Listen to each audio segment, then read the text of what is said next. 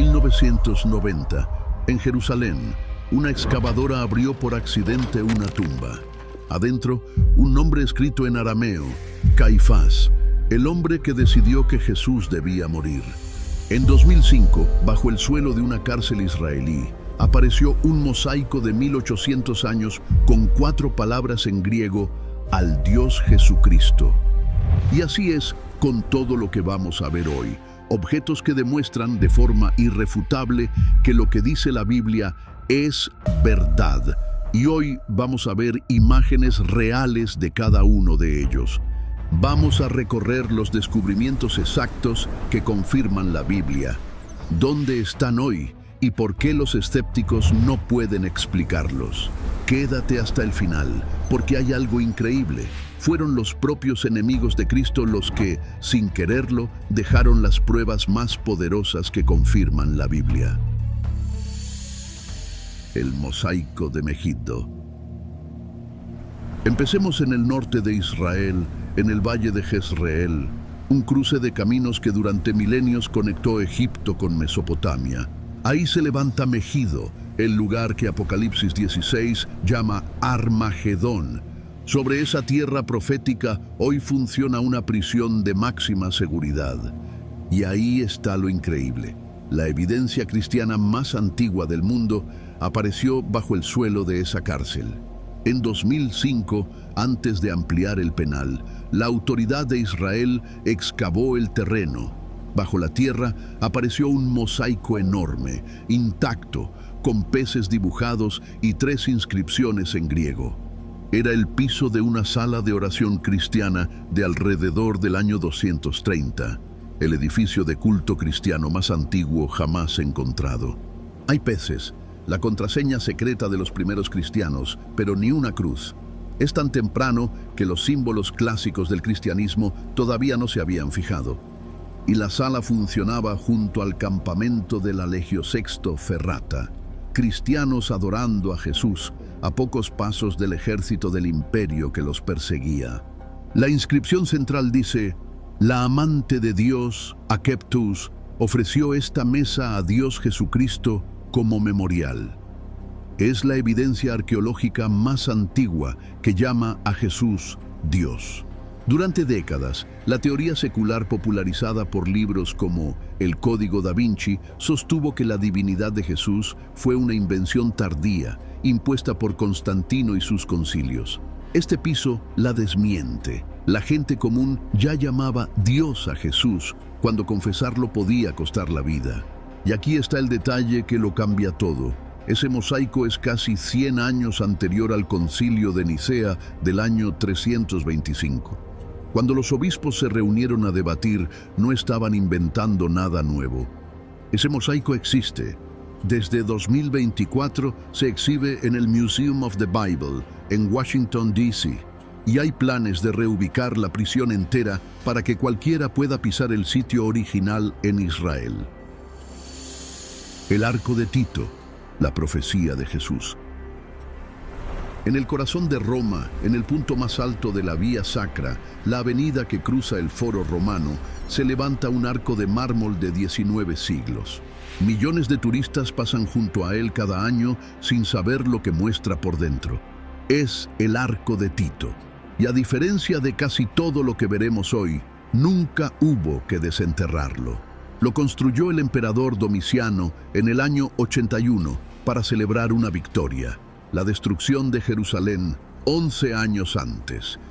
Es propaganda imperial, tallada para que todo el mundo recordara que Roma había aplastado a Jerusalén. En el relieve interior desfilan legionarios romanos cargando el botín del segundo templo, la menorá de oro de 7 brazos, la mesa de los panes sagrados, las trompetas de plata. El historiador Josefo vio ese desfile con sus propios ojos en el año 71 y describió los tesoros pasando ante la multitud. El relieve congela ese día exacto. Es el único retrato contemporáneo que existe de los tesoros del templo. Y la menorá tallada coincide con la descripción de Éxodo 25.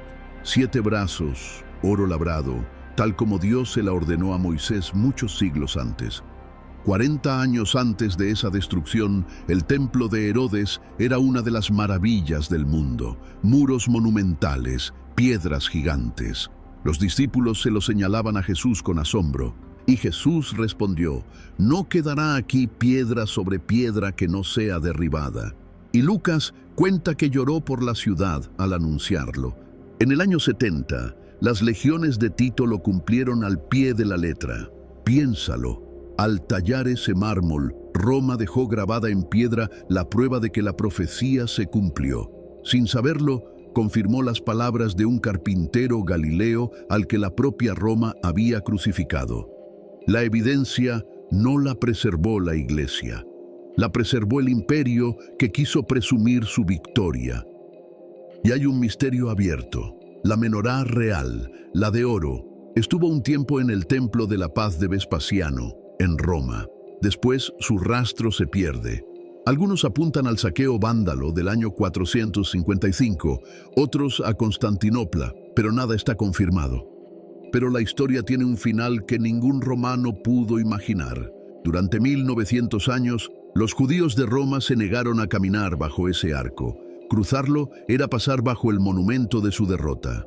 En 1948, con la fundación del Estado de Israel, la comunidad judía de Roma lo cruzó por primera vez en sentido inverso de vuelta a casa. Y un año después, cuando Israel adoptó su escudo nacional, la menorá del emblema se copió de este relieve.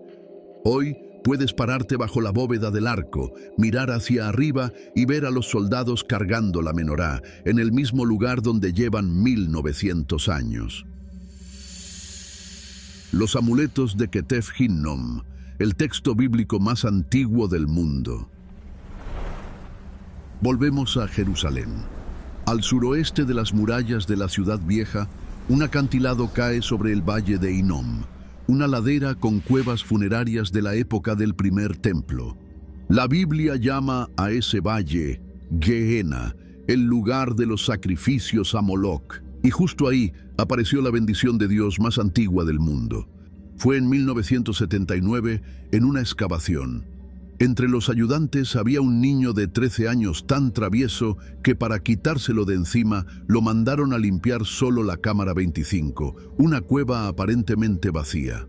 Aburrido, el chico empezó a golpear el piso con un martillo, pero no era el piso, era un techo colapsado hacía siglos.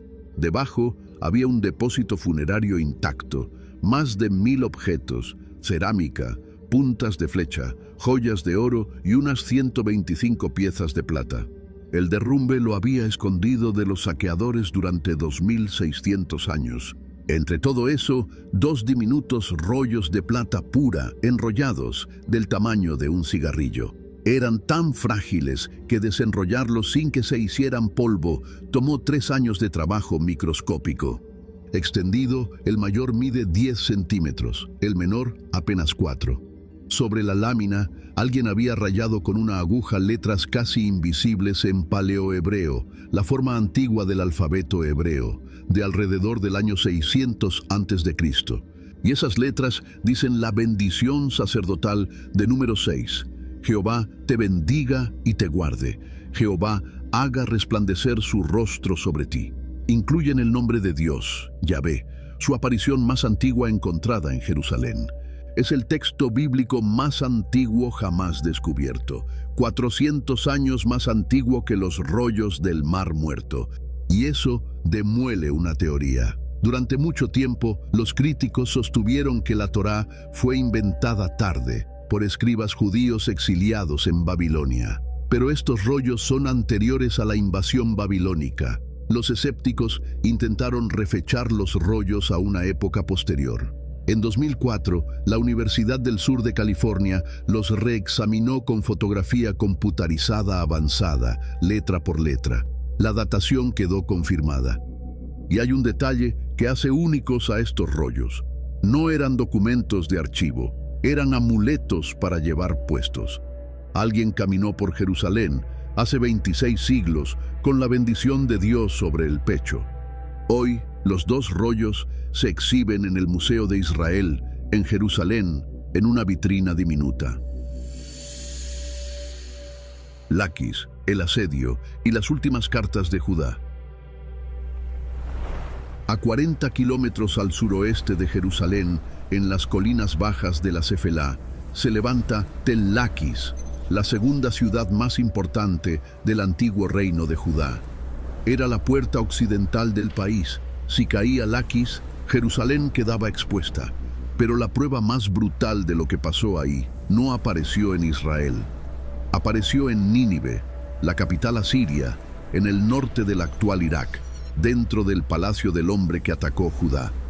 En 1845, el explorador británico Austen Henry Layard excavó el palacio del rey Sennacherib, un edificio que los propios asirios llamaban Palacio sin rival, y dentro encontró una sala entera dedicada a una sola batalla, ubicada para que todo visitante la viera, el asedio de Laquis del año 701 a.C.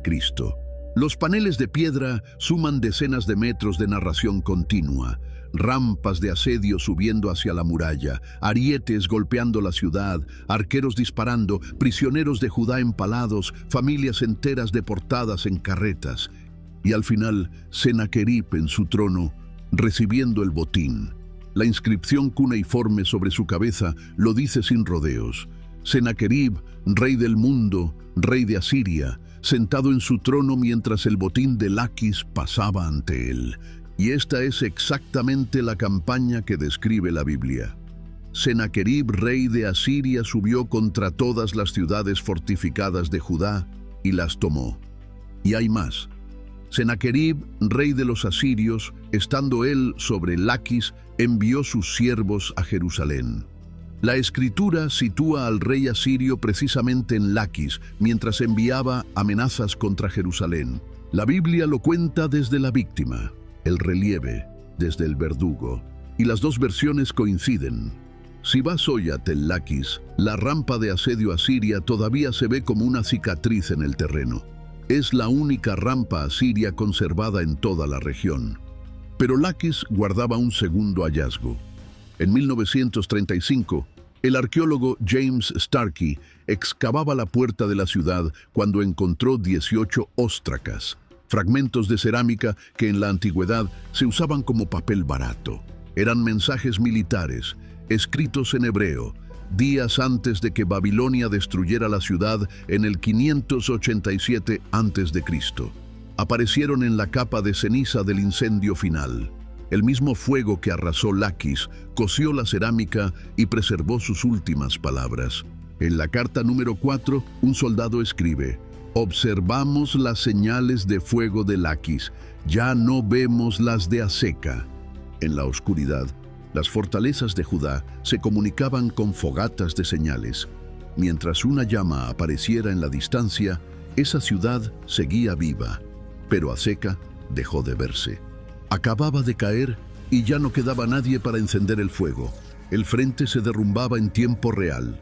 La Biblia dice que, en ese momento exacto, solo quedaban en pie 3 ciudades fortificadas de Judá, contra Laquis y contra Aseca, porque de las ciudades fortificadas de Judá, éstas habían quedado.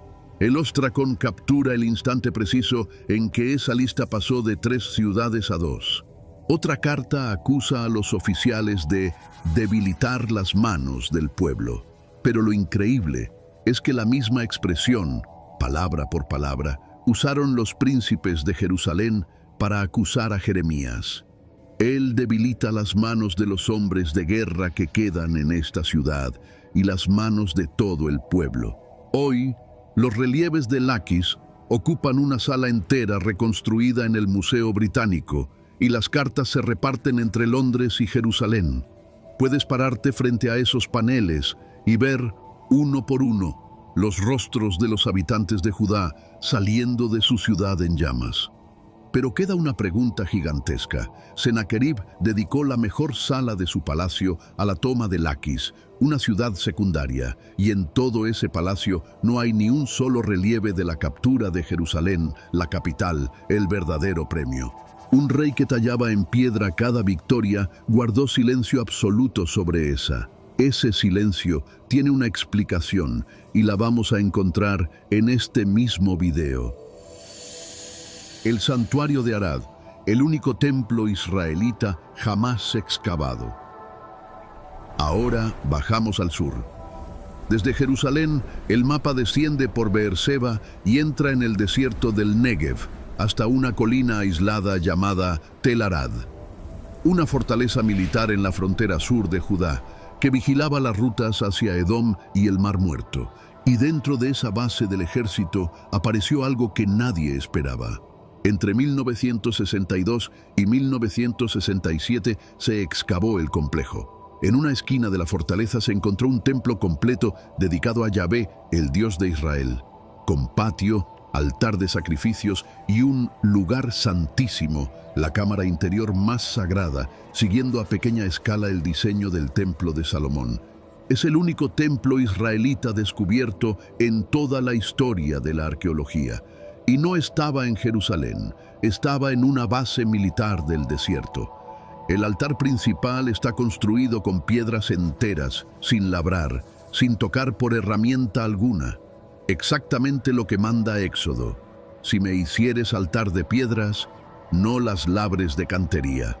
Los soldados de esa frontera remota conocían la ley de Moisés y la obedecían al detalle. Pero al fondo del santuario había algo más difícil de explicar. 2 altares de incienso y 2 masebot, piedras verticales de culto levantadas dentro del espacio sagrado. Y Deuteronomio 12 ordenaba que Israel no adorara en cualquier lugar, sino solo en el lugar que Dios escogiera. En 2020, la ciencia moderna reveló qué se quemaba ahí. Un análisis químico publicado en la revista Tel Aviv examinó los residuos de ambos altares. En el mayor, olíbano, la resina del incienso sagrado, mezclado con grasa animal, traído por comercio de larga distancia desde Arabia. En el menor, cannabis, mezclado con estiércol para que ardiera a baja temperatura. Es una de las evidencias más antiguas de cannabis ritual encontradas en Judá. Culto a Yahvé fuera de Jerusalén, con altares dobles y prácticas que la Torá nunca autorizó. Exactamente la desviación que los profetas denunciaban una y otra vez. Y entonces viene la sorpresa. Ese templo no lo destruyó ningún invasor. No hay incendio, no hay violencia. Alguien lo desmanteló desde adentro. Acostó los altares con cuidado extremo, los cubrió y enterró el santuario entero sin profanarlo.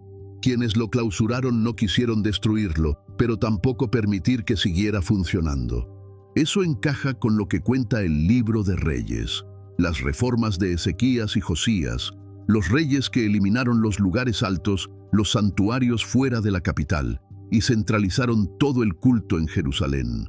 Sobre Ezequías, dice la Biblia, quitó los lugares altos y quebró las imágenes.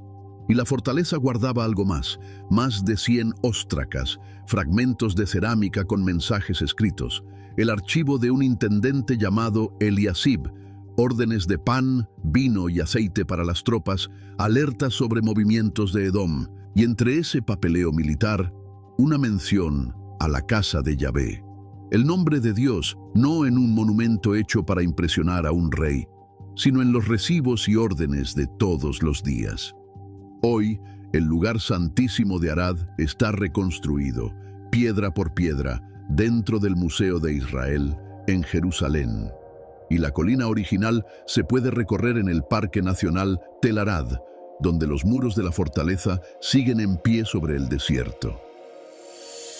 El osario de Caifás, los huesos del hombre que decidió la muerte de Jesús. Volvemos a Jerusalén, al sur de la ciudad vieja, pasando el valle de Hinnom, en la zona de Abutor sobre el antiguo camino a Belén, hay una arboleda llamada el Bosque de la Paz. Allí, en noviembre de 1990, los obreros construían un parque acuático infantil. De repente, el peso de una excavadora hundió el suelo y el techo de una cueva se vino abajo. Debajo había una tumba familiar del siglo I, intacta. Dentro aparecieron 12 osarios, cajas de piedra caliza donde los judíos de esa época guardaban los huesos de sus muertos. Uno destacaba, decorado con rosetas talladas, el trabajo más fino del grupo, propio de una familia sacerdotal de alto rango, y en su costado, rayado a mano 2 veces en arameo tosco, un nombre, José, hijo de Caifás. El historiador Josefo llama al sumo sacerdote exactamente así, José, llamado Caifás. Dentro de esa caja estaban los huesos de un hombre de unos 60 años. Muy probablemente el hombre que presidió el juicio nocturno de Jesús y lo entregó a Pilato. Caifás fue sumo sacerdote bajo Roma aproximadamente entre los años 18 y 36, uno de los mandatos más largos de todo el período romano. Sobrevivir tanto tiempo en ese cargo, entre Roma y el templo, exigía una habilidad política extraordinaria. Es el mismo marco temporal exacto de Poncio Pilato. Los evangelios dicen que llevaron a Jesús al sumo sacerdote Caifás y que fue él quien rasgó sus vestiduras gritando que Jesús había blasfemado. Juan recuerda las palabras de Caifás: «Conviene que un hombre muera por el pueblo». Lo dijo para proteger su posición. La tumba guardaba un detalle incómodo. En el cráneo de una mujer de la familia había una moneda de Herodes Agripa, colocada según el pago pagano al barquero de los muertos de la mitología griega. Una superstición pagana en la familia del sumo sacerdote del Dios de Israel. En 2011 apareció otro osario, este del mercado de antigüedades, con una inscripción más larga: Miriam, hija de Yeshua, hijo de Caifás, sacerdote de Maasías. Su procedencia es disputada, pero Maasías es uno de los turnos sacerdotales que lista primero de Crónicas y encaja con la misma familia. Su osario se exhibe en el Museo de Israel, en Jerusalén. La inscripción de Galión en Delfos, la piedra que fecha todo el Nuevo Testamento. Ahora, el mapa da un salto enorme, de Judea al corazón del mundo griego, cruzando el Mediterráneo hasta Grecia central. En la ladera del monte Parnaso se levantan las ruinas de Delfos, el santuario del oráculo de Apolo, el centro espiritual del mundo pagano. Y ahí apareció la piedra que fecha todo el Nuevo Testamento. En 1905, arqueólogos franceses encontraron 9 bloques de piedra con inscripciones, rotos y desperdigados. Nadie los había guardado con cuidado. Alguien los había reutilizado como relleno barato dentro de muros posteriores. Al unir los fragmentos, emergió una carta oficial del emperador Claudio, grabada en piedra, que menciona a Lucio Junio Galión y lo llama «mi amigo y procónsul de Acaya». Usa la palabra procónsul, es decir, el gobernador romano de la provincia, y ese nombre lo cambia todo, porque Galión es exactamente el juez romano ante quien los líderes de la sinagoga de Corinto arrastraron al apóstol Pablo. Hechos cuenta la escena. Siendo Galión procónsul de Acaya, los judíos se levantaron de común acuerdo contra Pablo y le llevaron al tribunal. Galión escuchó la acusación, la despachó como una disputa interna de palabras y de ley judía y liberó a Pablo. La carta incluye la lista completa de títulos oficiales de Claudio, y uno de ellos, su 26ª aclamación como emperador, funciona como un contador oficial. Ancla el documento al primer semestre del año 52. Como los procónsules romanos servían exactamente un año, el mandato de Galión queda fechado entre el 51 y el 52 después de Cristo. 12 meses. Eso convierte a esta piedra en el ancla cronológica de todo el Nuevo Testamento. Sabiendo el año exacto en que Pablo compareció ante Galión, se puede fechar su estancia en Corinto y desde ahí reconstruir sus viajes y sus cartas año por año, sincronizados con el reloj del Imperio Romano. La inscripción también revela la precisión de Lucas, el autor de Hechos. Nombró al funcionario correcto, con el título correcto, procónsul y no otro tipo de gobernador, en la provincia correcta, dentro de la ventana de 12 meses correcta.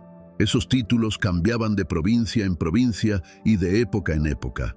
Equivocarse era facilísimo. Eso fue lo que quebró a uno de los grandes escépticos. El arqueólogo británico Sir William Ramsay salió al campo convencido de que Hechos era una ficción tardía y quería demostrarlo con evidencia. Tras años siguiendo los nombres, las rutas y los cargos romanos, terminó declarando a Lucas un historiador de primer rango. Acertaba títulos oscuros como procónsul, politarca o asiarca, cargos que solo alguien de la época podía conocer. Hay un detalle más. Galión era hermano mayor de Séneca, el filósofo, tutor personal del emperador Nerón. Pablo, un predicador judío arrastrado a un tribunal de provincia, estuvo a un grado de separación del trono de Roma. La piedra se exhibe hoy en el Museo Arqueológico de Delfos. El grafito de Alexámenos, la burla que prueba todo. Ahora nos desplazamos a Roma, al Monte Palatino, la colina donde vivían los emperadores. Bajo los palacios de los Césares funcionaba el Paedagogium, una escuela donde se entrenaba a los pajes esclavos que servían a la corte imperial. Y en un muro de esos pasillos de servicio apareció la imagen más antigua que existe de la crucifixión de Jesús.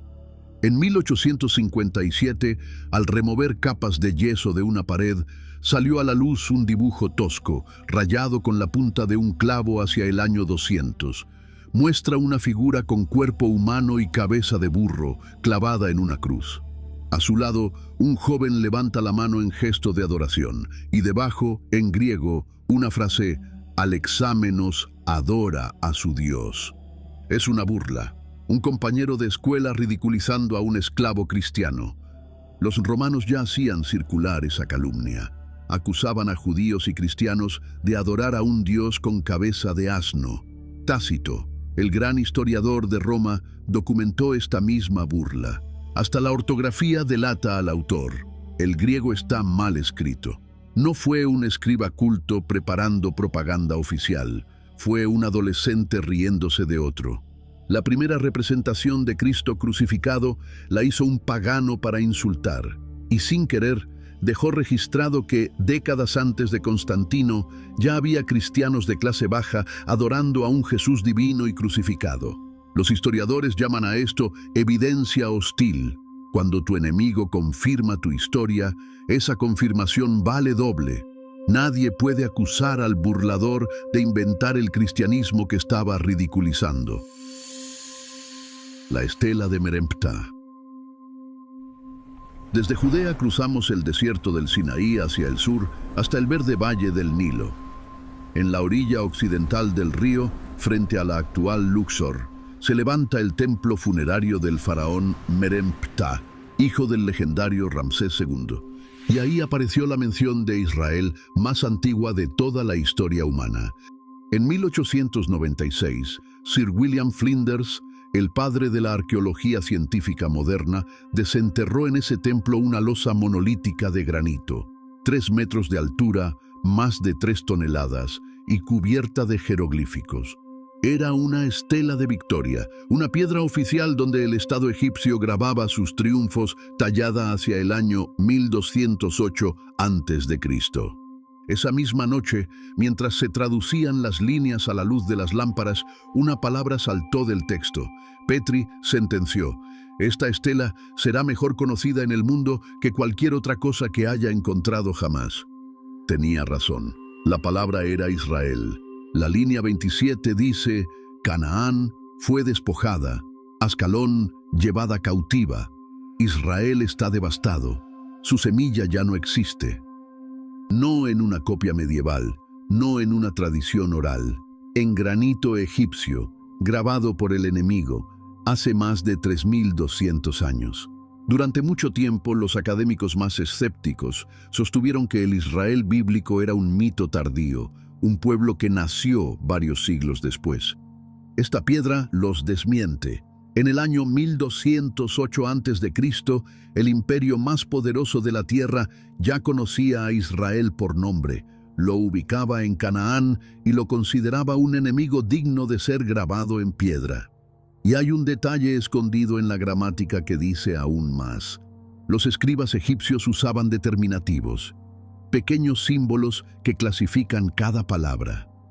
Junto a Ascalón pusieron el símbolo de ciudad-estado, pero junto a Israel pusieron el símbolo de un pueblo, un grupo humano, no una ciudad. Es decir, una entidad tribal ya asentada en Canaán, pero todavía sin rey, sin capital y sin estado. Exactamente el escenario que describen Josué y Jueces. La tierra repartida entre tribus, guerras constantes, victorias parciales y ningún rey sobre Israel.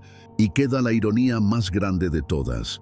Meremtah mandó tallar esa mole de 3 toneladas para proclamar que la semilla de Israel ya no existía.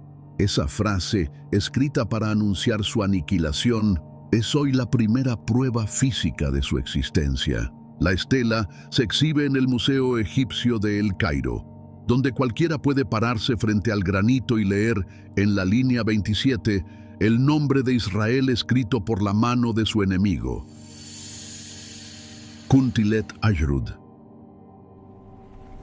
Ahora el mapa nos lleva al punto más aislado de todo este recorrido, en el noreste del desierto del Sinaí, sobre las rutas de caravanas que conectaban Gaza con Edom y Eilat. Se levanta una colina calcinada por el sol, Kuntilet Ashrud. En el siglo VIII a.C. funcionaba ahí un caravasar, una posada fortificada donde caravanas y soldados paraban a dormir y cargar agua en medio de la nada. En 1975 se excavó esas ruinas. Se encontraron 2 pitoi, gigantescas tinajas de almacenamiento, con el yeso exterior cubierto de bendiciones en hebreo antiguo, escritas por viajeros y soldados, junto a dibujos toscos de figuras. Al traducir esas bendiciones, estalló un escándalo académico mundial. Una decía, «Te bendigo por Yahvé de Samaria y su Aserá». Otra, «Por Yahvé de Temán y su Aserá». Aserá era la diosa cananea de la fertilidad. Los titulares seculares corrieron a la conclusión explosiva. Dios tenía esposa. Israelitas emparejando al Dios de la Biblia con una diosa pagana. Para muchos críticos, era el golpe definitivo contra las Escrituras. Pero es exactamente lo contrario. Esto es justo lo que la Biblia dice que estaba pasando. Durante 4 siglos, los profetas denunciaron esa mezcla exacta. Se llama sincretismo. Tomar el nombre del Dios de Israel y combinarlo con cultos paganos. Deuteronomio ya lo prohibía por nombre. No plantarás ningún árbol para hacer acerca del altar de Jehová tu Dios. Y el libro de Reyes acusa a Israel de haberlo hecho de todos modos. Dejaron los mandamientos, hicieron imágenes de acera y adoraron a otros dioses.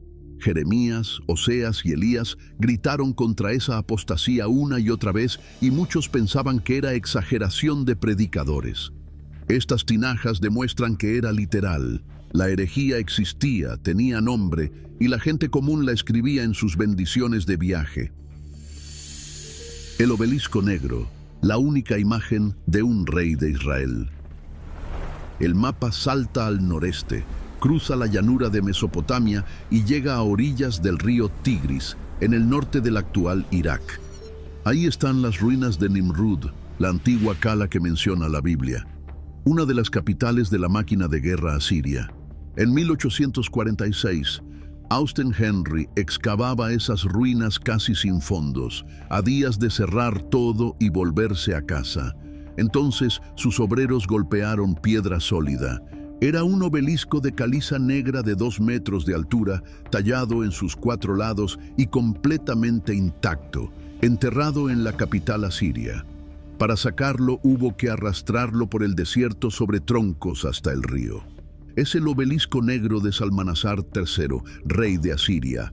Sus paneles muestran a los pueblos sometidos trayendo tributo, y en el segundo panel, desde arriba, hay un monarca extranjero postrado, besando el suelo a los pies del rey asirio. Al traducir el cuneiforme apareció el nombre, el tributo de Jehú, hijo de Omri, plata, oro, un tazón de oro. Jehú, rey de Israel. El mismo Jehú de Segunda de Reyes 9 y 10. El general que dio un golpe de estado sangriento exterminó a la casa de Acab y mandó arrojar a Jezabel por una ventana.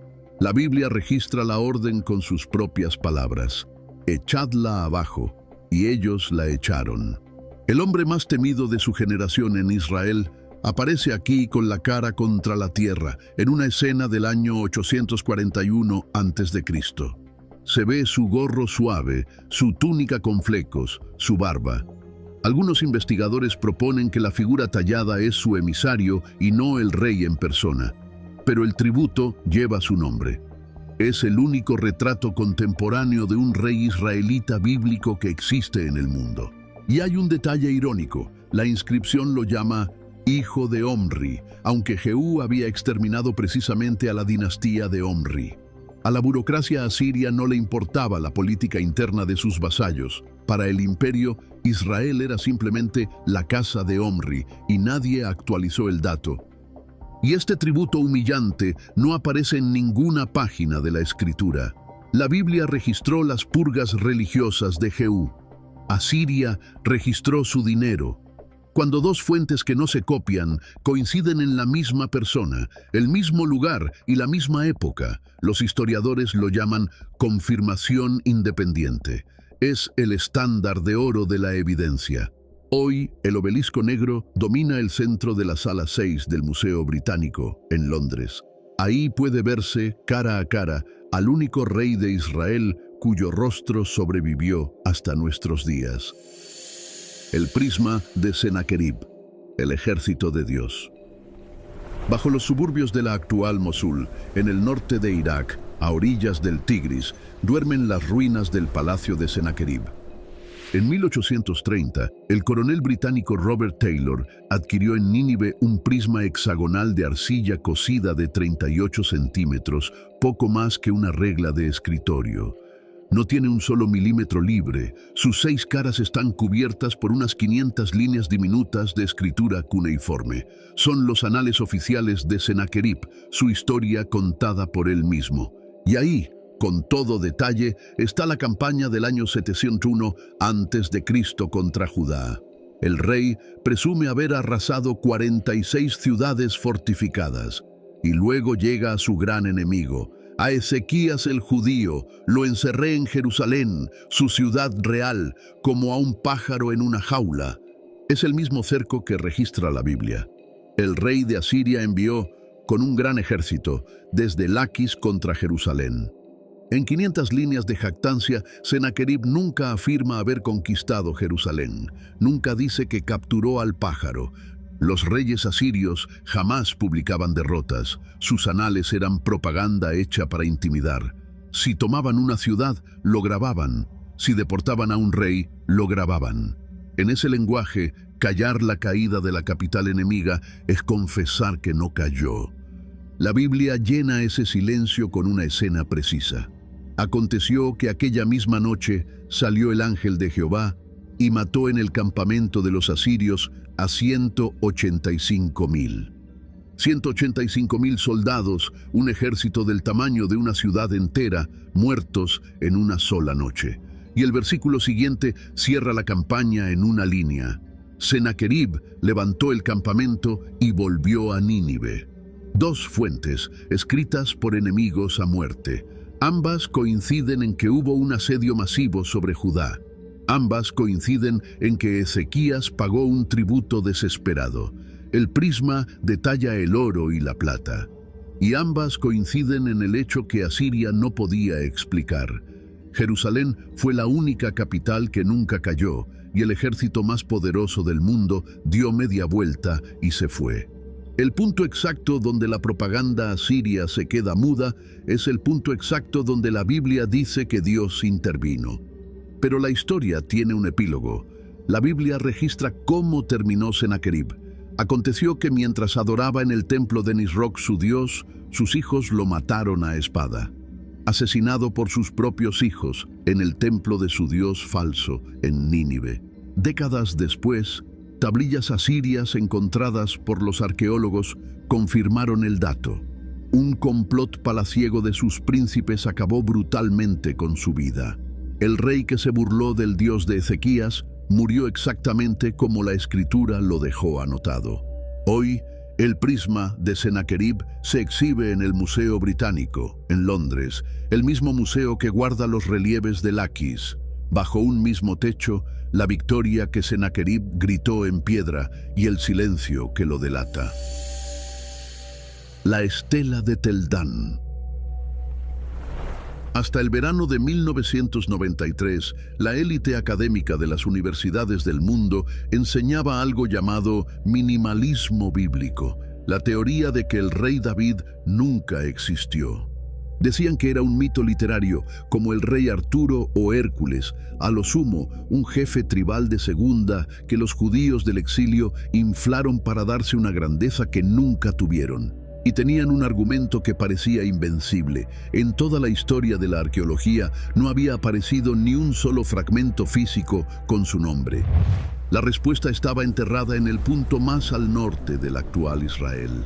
Junto a las fuentes del río Jordán, al pie de las nieves del monte Hermón, se levanta Tel Dan, la frontera sangrienta que Israel disputó durante siglos con el reino arameo de Siria, gobernado desde Damasco. En el verano de 1993, el equipo del arqueólogo Abraham Biran excavaba una puerta de la ciudad del siglo VIII a.C. Entre las piedras de un muro destruido había un bloque de basalto negro, roto y reutilizado como relleno barato para pavimentar un piso de adoquines. Nadie lo había colocado ahí para preservarlo. Era escombro. Pero cerca de las 4 de la tarde, la luz rasante y anaranjada del sol golpeó la piedra en el ángulo exacto. Las letras talladas proyectaron sombra y la topógrafa del equipo, Gila Cook, vio lo que nadie había visto, una inscripción. Era el fragmento de una estela de victoria aramea, un monumento de piedra tallado, de alrededor del año 840 a.C., erigida por un rey enemigo de Israel, muy probablemente Hazael de Damasco, para presumir de haber matado a 2 monarcas hebreos en batalla. En la línea 8, el rey se jacta de vencer al rey de Israel, y en la línea 9 aparecen las letras que cambiaron todo: B, Y, T, D, W, D. En arameo antiguo se escribía casi solo con consonantes, y esa secuencia se lee Bet David, la casa de David. Es la primera mención de David fuera de las páginas de la Biblia, tallada apenas siglo y medio después de su reinado, no por un escriba judío, sino por un enemigo que se jactaba de matar a sus descendientes. Un rey arameo no tenía ningún interés en defender la Biblia ni en engrandecer a Judá. Estaba presumiendo su violencia, pero nadie levanta un monumento celebrando haber derrotado a la dinastía de un rey que no existió. El minimalismo bíblico nunca se recuperó del golpe. David dejó de ser un mito y pasó a ser el fundador de una dinastía real, reconocida por sus propios enemigos, y los detalles encajan con la escritura. Los reyes cuya muerte presume la estela coinciden con el relato de Segunda de Reyes, capítulos 8 y 9. La guerra contra Hazael, Joram de Israel herido en Ramot de Galaad, y la caída de Joram y Ocosías en medio del colapso. La estela cuenta la versión del enemigo. La Biblia, la de Israel y Judá. Las dos miran el mismo campo de batalla. Dios le había hecho a David una promesa: y será afirmada tu casa y tu reino para siempre delante de tu rostro, y tu trono será estable eternamente.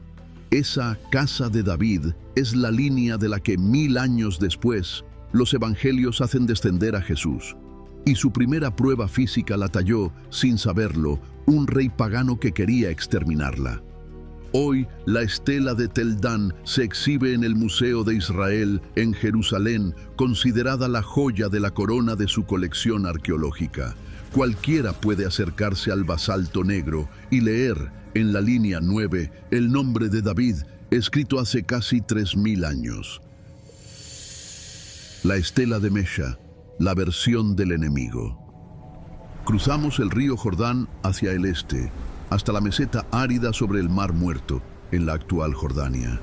Ahí está la Dibón del Antiguo Testamento, el corazón de Moab, el reino hostil que presionaba a Israel desde el otro lado del Jordán.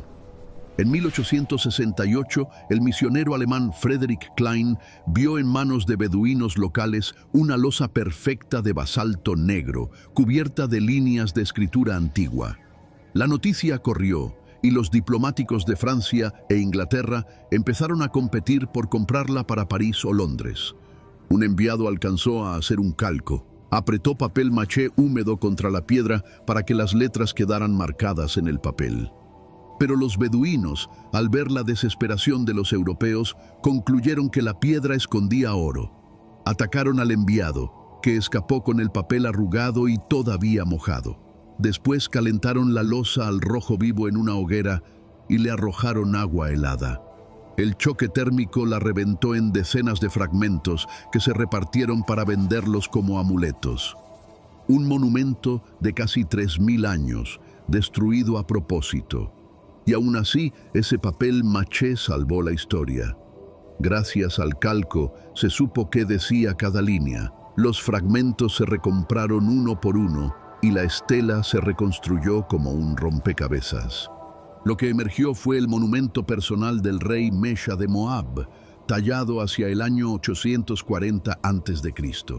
En él, Mesha cuenta en primera persona cómo Israel oprimió a Moab bajo el rey Omri y su hijo, y cómo él se rebeló y recuperó sus ciudades con la ayuda de Quemos, el dios nacional moabita. Es la misma guerra que registra la Biblia, narrada por el otro ejército. Segunda de Reyes cuenta que Mesha pagaba tributo a Israel hasta que se levantó. Muerto Acab, el rey de Moab se rebeló contra el rey de Israel. La escritura conserva el final más oscuro de esa campaña. Acorralado durante el asedio, Mesha sacrificó a su hijo primogénito sobre la muralla, a la vista del ejército israelita, y el ataque se detuvo. Entonces arrebató a su primogénito que había de reinar en su lugar y lo sacrificó en holocausto sobre el muro. La estela es el monumento de ese mismo rey, celebrando que Moab quedó libre. Y la piedra guarda dos tesoros más. Mesha se jacta de haber saqueado un santuario israelita y de haber arrastrado hasta Moab los vasos de Yahvé. Es la mención más antigua y clara, fuera de la Biblia, de las 4 letras del nombre de Dios en un monumento. El segundo tesoro está en la línea 31, la zona más destrozada de la piedra. Desde 1994, y con lecturas láser recientes que refuerzan la propuesta, algunos investigadores leen ahí una frase familiar: Casa de David. Si esa lectura es correcta, sería la segunda confirmación enemiga e independiente de la dinastía de David, tallada en la misma década que la de Tel Dan. Hoy, la estela de Mesha se exhibe en el Museo del Louvre, en París.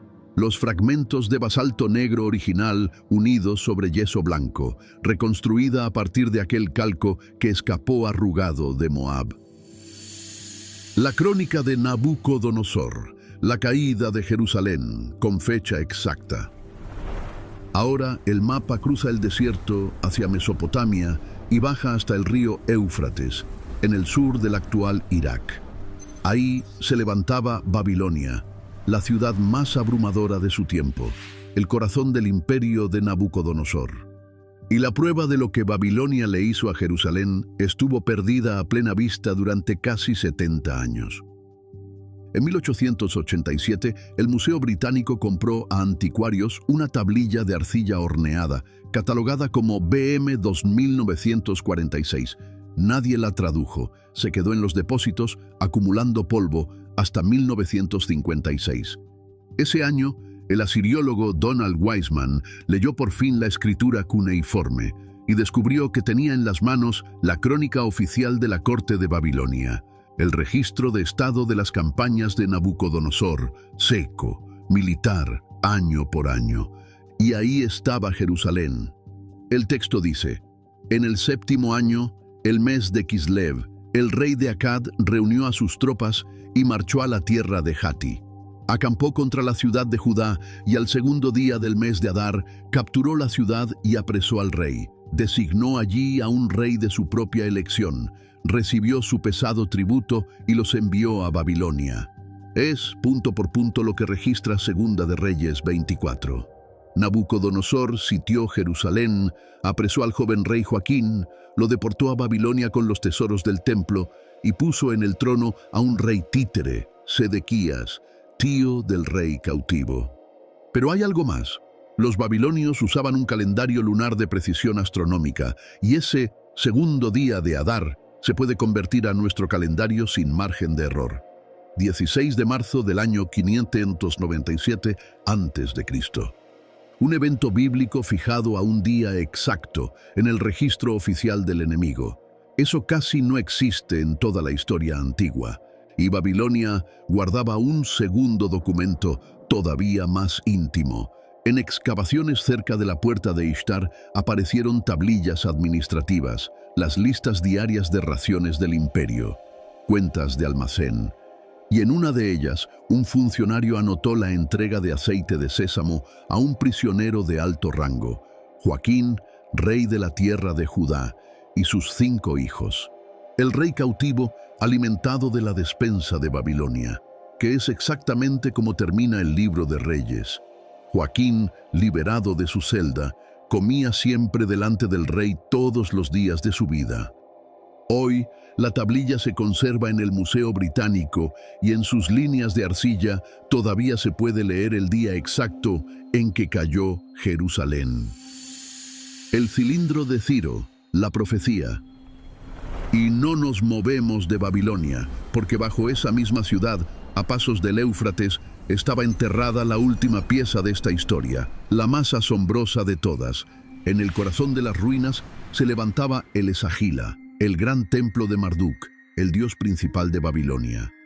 Y bajo sus cimientos masivos, un nuevo imperio había escondido un objeto a propósito, para que durara.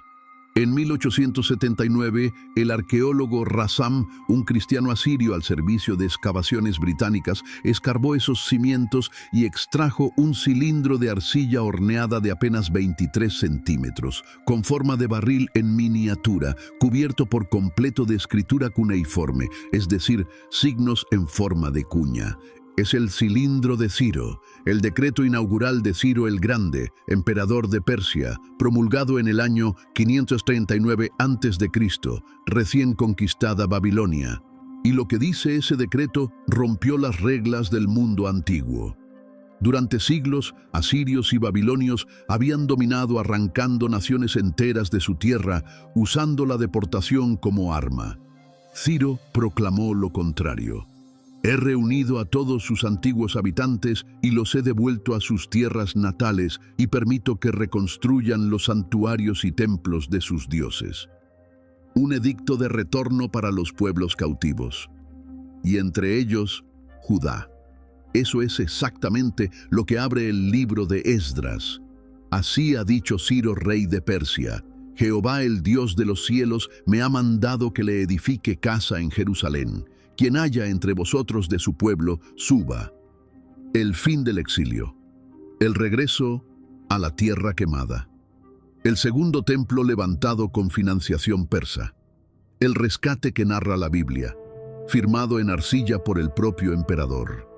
Hasta aquí ya sería una confirmación extraordinaria, pero falta lo imposible.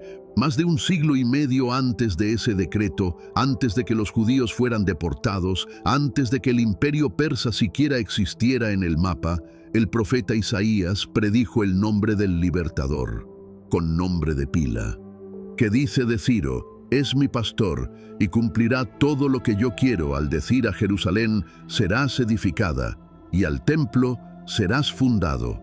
Y el versículo siguiente lo llama algo aún más fuerte: mi ungido, Mesías.